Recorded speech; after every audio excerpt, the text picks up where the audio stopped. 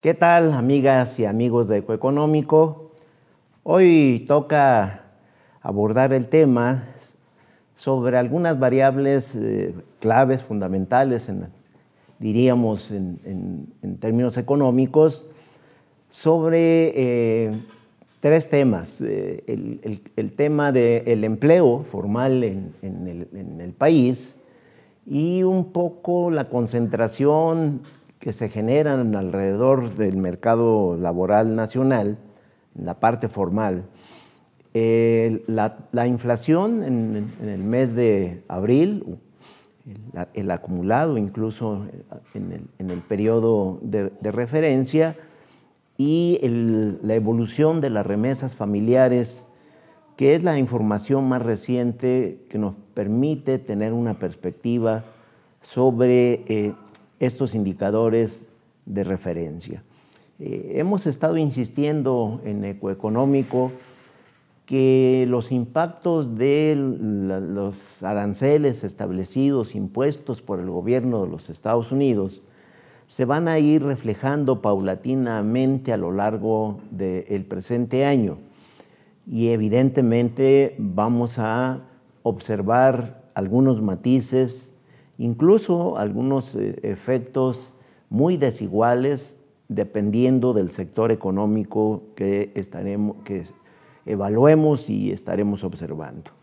En el caso de Estados Unidos es claro que se estará experimentando una reducción, una desaceleración económica en el presente año, y la demanda de bienes se bajará paulatinamente también a lo largo del presente ejercicio, lo que estaría provocando una reducción de las importaciones de ese país y por lo tanto consecuencias en las exportaciones de países como el caso de México y Canadá. Esto tiene incidencia, tiene efectos negativos en las economías de referencia, incluso a nivel mundial, en donde el panorama es también de desaceleración económica en el mundo. Se va a crecer, pero a menor ritmo de lo que se observó en el 2024. Y también en Estados Unidos se está previendo una desaceleración, no tan aguda, pero, repito, un menor ritmo de crecimiento económico que el observado en el 2024. En el caso mexicano, el paisaje económico es complejo, es difícil. ¿Por qué? Porque hay un relajamiento prácticamente de todas las variables económicas. Sí, hay un deterioro en función del dinamismo que vienen observando. El crecimiento económico, como ya hemos dado cuenta en este espacio, pues es un crecimiento raquítico en términos de la tasa del Producto Interno Bruto. La inflación pues empieza a manifestar de manera persistente, sí en la línea del Banco de México, pero todavía a niveles que raya el 4%. La paridad peso-dólar sigue estando en condiciones de mercado, pero sobre todo muy ligado a la fortaleza o al vigor de los fundamentales económicos, lo que le ha hecho experimentar fortaleza por lo menos en el último mes, en niveles que rondan los 19 pesos con 60 centavos por cada dólar, y la perspectiva se sigue manteniendo en primer lugar por, digamos, la pérdida de valor que ha tenido el dólar con referencia a las principales monedas a nivel mundial. Y por otro lado, la estructura que hoy presenta los fundamentales económicos y su comportamiento, su dinamismo y la composición y digamos, la fortaleza también de las finanzas públicas le ha permitido esta conducta favorable a la paridad cambiaria. Sin embargo, sí habría que ir precisando, puntualizando variables como las que hoy vamos a comentar. El empleo ha disminuido en términos de dinamismo, hay un mal momento incluso en la generación de empleo formal en el país. La inflación, insistimos, sigue mostrando niveles cercanos al 4%, y hay una variable que nos llamó la atención, porque las remesas familiares, pese a la política migratoria del gobierno de los Estados Unidos, en el periodo reciente ha tenido un crecimiento que sorprende en todos los expertos, en todos los analistas sobre el tema en cuestión. Cuando vemos la parte del empleo formal y que decimos hay un mal momento para el mercado laboral mexicano, de acuerdo a la información que nos da la Secretaría del Trabajo y Previsión Social, con información del número de afiliados que reporta el Instituto Mexicano del Seguro Social, pues diríamos el mes de abril fue un mes que tuvo una fuerte recaída en la creación de empleo formal en México. Esto es un reflejo de varios aspectos. Yo destacaría dos fundamentalmente. El poco crecimiento manifestado en las actividades productivas en estos meses recientes, particularmente en el primer trimestre, donde hay un crecimiento muy marginal en la economía del país. Y el otro elemento es ya, diríamos, los efectos que está teniendo la política arancelaria establecido por el gobierno de los Estados Unidos, que ha tenido, a nuestro juicio como saldo, una disminución importante en los niveles de empleo formal en el país. En abril, lo destacamos de manera puntual, se perdieron 47,000, poco más de 47,000 empleos formales en el país. Un nivel que no se observaba desde abril del 2020, el año de la pandemia o de la crisis, de la recesión económica reportada a raíz del COVID-19. Y en el cuatrimestre enero-abril, es decir, en los primeros 4 meses del 2025, el empleo formal tuvo una reducción, es decir, un menor ritmo en la creación de puestos laborales formales de 48.7%. Los empleos formales disminuyeron de cerca de 350,000 puestos formales a 179,000 en el periodo de referencia, es del cuarto trimestre del año pasado contra el cuarto trimestre del presente ejercicio fiscal. Cuando revisamos el top 10 en la creación de empleo en el periodo, en abril específicamente, pues vemos que el Estado de México, la Ciudad de México, Michoacán, Durango, Hidalgo, Quintana Roo, Tabasco, Baja California Sur, Guanajuato y Chihuahua concentraron el 40% del empleo, que en este caso fue positivo. Esto fue las únicas entidades que crearon empleo positivo, excepto Chihuahua, que perdieron 86 puestos laborales, pero son los que mayor aportación tuvieron a la creación de empleo. Insistimos, el mes de abril consigna la información oficial pérdida de empleo por más de 47,000 empleos formales o puestos laborales en el país. Un mal momento desde el punto de vista laboral para México.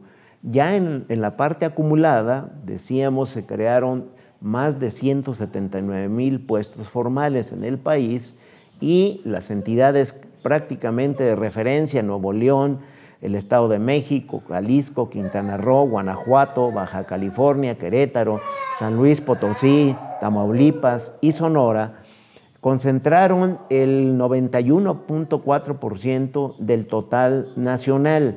Fueron los que más crearon empleos, como se pueden observar en el cuadro, Pues Nuevo León destaca porque en este lapso se crearon un poco más, o que cerca de 33,000 puestos formales, el Estado de México casi 31,000, y Jalisco cerca de 25,000 puestos laborales durante este periodo. Así está la desigualdad en la creación de empleo, destacando que lo que se ha perdido es el dinamismo en la creación de puestos laborales en el lapso que estamos señalando, enero-abril, y que, insistimos, buena parte de esta disminución de empleo está vinculado al debilitamiento de la actividad económica general de México. El otro aspecto que hemos planteado para este análisis es el comportamiento de la tasa de inflación. La tasa de inflación en abril, en términos anuales, fue de 3.93%. Y con eso destacamos que van 3 meses consecutivos de aumento de la tasa de inflación, si bien un crecimiento, diríamos, marginal, pero persiste. En febrero 3.77, en marzo 3.80, y en abril, que es el dato que se acaba de dar a conocer, es de 3.93% la tasa de inflación en términos anuales. Pero en la estructura, diríamos, buena parte del crecimiento de la tasa general de inflación en el país se debe particularmente al aumento de los productos pecuarios. Los productos pecuarios en la estructura de los componentes del Índice Nacional de Precio al Consumidor tuvieron un aumento anualizado al mes de abril de 8.25%. Es decir, los productos como carne, pollo, carne de res, carne de cerdo y el huevo fueron productos que en lo específico incidieron de manera importante en el comportamiento de la tasa general de inflación. Si bien es cierto, forman parte de la inflación no subyacente, es decir, la inflación que está muy expuesta a la volatilidad de los precios de bienes y servicios, lo cierto es que la conducta que estamos observando de enero a abril, mes a mes, los niveles de precios en los productos pecuarios son los que están influyendo de manera importante en la tasa general de inflación nacional. Y el otro aspecto que hacemos referencia son los recursos frescos por transferencias monetarias que los paisanos que trabajan o laboran en los Estados Unidos envían a México, las remesas familiares. Las remesas familiares son una fuente de ingresos muy importante porque irradia prácticamente a todos los municipios del país. Son los recursos frescos que llegan directamente de los familiares que trabajan en Estados Unidos a sus familias asentados en localidades, municipios y entidades federativas de México, que tienen que ver en buena parte con el sustento familiar, pero también en la creación de patrimonio en las familias. Buena parte de estos recursos son aspectos que fortalecen la parte del capital humano y el capital físico, es decir, la parte del patrimonio. Y esto irradia en los micronegocios, desde una tienda de abarrotes, una ferretería, una carnicería, la movilidad incluso en el transporte hacia las cabeceras municipales, influyen de manera permanente e inciden en la dinámica económica de las localidades y municipios de México. Bueno, pues las remesas a nivel nacional en el 2025, en el primer trimestre, tuvieron un crecimiento de 1.3%, pese, insistimos, a la política antimigrante del gobierno de los Estados Unidos. Las remesas ascendieron a 14,269 millones de dólares solo en el primer trimestre. Pero 10 entidades federativas, que sería el top 10 de los que mayores recursos percibieron en el primer trimestre, pues está Michoacán en primer lugar, Jalisco, Guanajuato, Chiapas, la Ciudad de México, el Estado de México, Oaxaca, Guerrero, Puebla y Veracruz. Estas 10 entidades federativas concentran el 66.8% del total recibido a nivel nacional, esos 14.269 millones a los que hemos hecho referencia.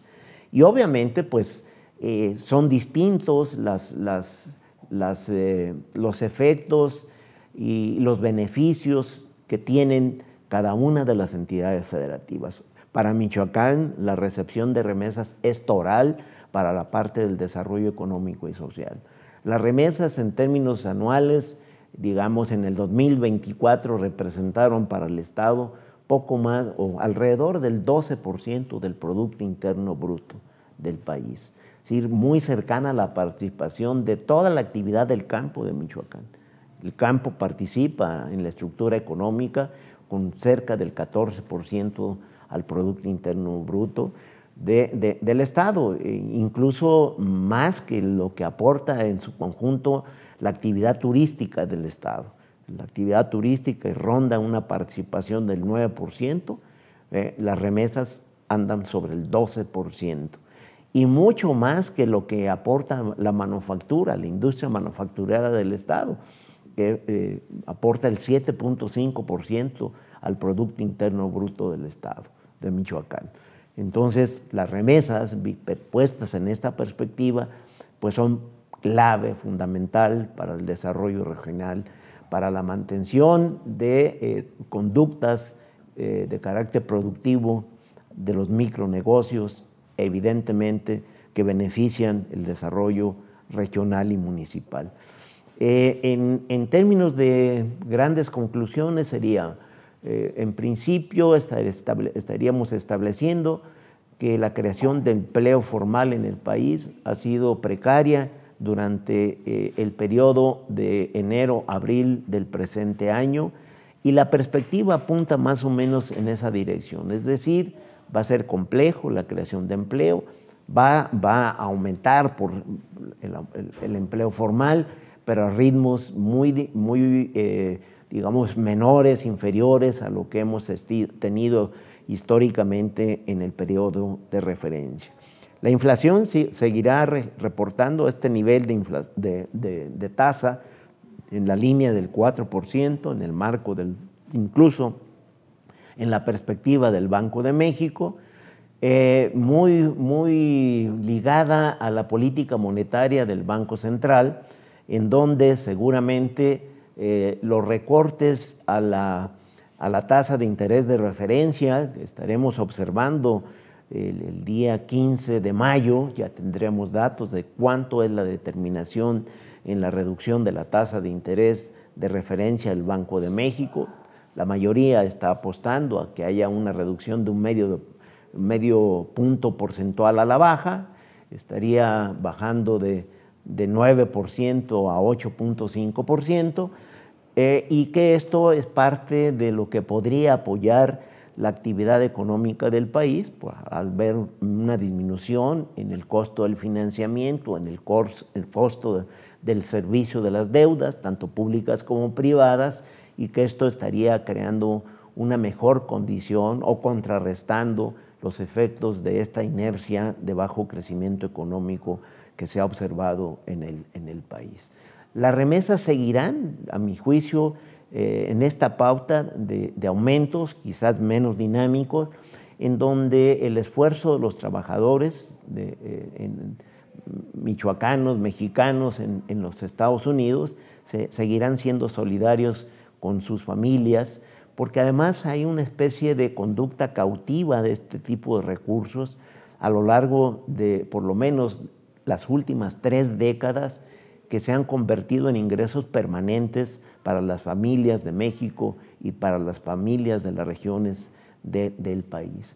Vale la pena darle seguimiento a variables como las que hoy hacemos referencia, porque nos permite también tener el pulso específico de indicadores de referencia en la toma de decisiones para no solo los expertos, sino para la población en general. Cerramos con nuestra Recomendaciones de siempre, síganos en Ecoeconómico, el cuadrante para el pulso de las decisiones oportunas y enteradas. Recuerde, cuídese mucho. Si puede, de manera voluntaria y altruista, done sangre.